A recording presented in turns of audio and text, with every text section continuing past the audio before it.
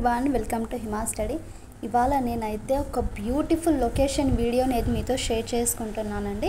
యాక్చువల్గా లాస్ట్ సోమవారం వచ్చేసి మేము కడప డిస్ట్రిక్ట్ నుండి మాకు కొంచెం దూరంలో ఉన్న నిత్య పూజ కోన స్వామి దగ్గరికి అయితే వెళ్ళాము. ఇక్కడ శివుడు ఉంటారు. చుట్టూ పచ్చని ప్రకృతి అందాలు, ఈ యొక్క వాతావరణం, పెద్ద పెద్ద కొండల గుట్టల మధ్య ప్రయాణం అయితే ఉంటుంది. దీనికి తోడు మళ్ళీ ఆ గలగల పారే జలపాతాలు, భారీ చెట్ల మధ్య సవాళ్ళు చేసి సెలయర్లు అక్కడి అందాలను మరింత ఆనందంగా పెంపొందిస్తుందండి. టెంపుల్ వచ్చేసి సిద్ధవటం సమీపంలోని లంకమల్ల అడవిలో ఉంటుందండి. ఈ క్షేత్రానికి నిత్య పూజ కోన అనే పేరు రావడానికి రీజన్ ఏంటంటే అక్కడ దేవతలు స్వామిని నిత్యం పూజిస్తుంటారు కాబట్టి కోరిన కోరికలను తీర్చే నిజమైన స్వామిగా పూజలు అందుకుంటున్న నిత్య పూజ స్వామి శివుడి లీలలు అంతా ఇంత కావంటారు. మరి ఆ లీలలు ఏంటి, అక్కడికి ఎలా వెళ్ళాలనేది ఇప్పుడు మనం తెలుసుకుందాం. కడప నుండి సిద్ధవటానికి 33 కిలోమీటర్స్ దూరంలో ఈ టెంపుల్ అయితే ఉంటుంది. అక్కడి నుండి దట్టమైన అడవి మార్గాన వెళ్తే నిత్య పూజ కోన క్షేత్రానికి మనం చేరుకోవచ్చు.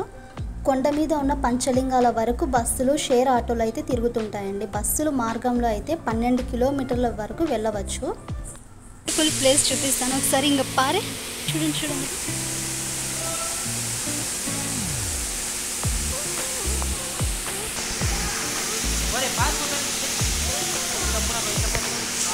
వాటర్ కూడా చాలా బాగుంటుంది అసలు. అవును, ఫిషెస్ ఇంటికి తీసుకెళ్దామా? ఇదంతా కూడా లంకమల్ల ఫారెస్ట్ అండి. లొకేషన్ అయితే చాలా బాగుంటుంది ఫ్రెండ్స్. ఇక్కడ చూడండి, స్టెప్స్ అయితే అక్కడి నుండి వచ్చాము మనము. ఒక 5 కిలోమీటర్స్ వరకు హాఫ్ రోడింగ్ ఉంటుందండి. మొత్తం రాళ్ళు అలా ఉంటుంది. నెక్స్ట్ స్టెప్స్ ఎక్కేసి మనం స్వామివారి దర్శనం చేసుకోవచ్చు అన్నమాట.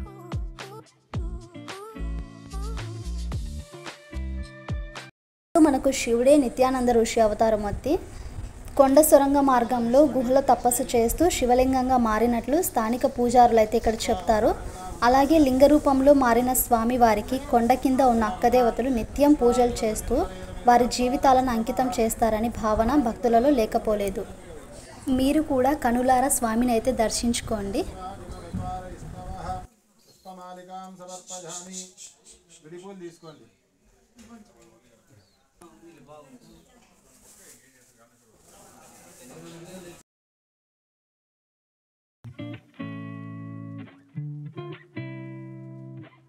ఇది ఫ్రెండ్స్ నా మోస్ట్ ఎక్స్పీరియన్స్ బ్యూటిఫుల్ జర్నీ అయితే నేను మీతో షేర్ చేసుకుంటున్నాను. వీడియో నచ్చితే please do like and share, subscribe to my channel. Next వీడియోలో మళ్ళీ కలుద్దాం.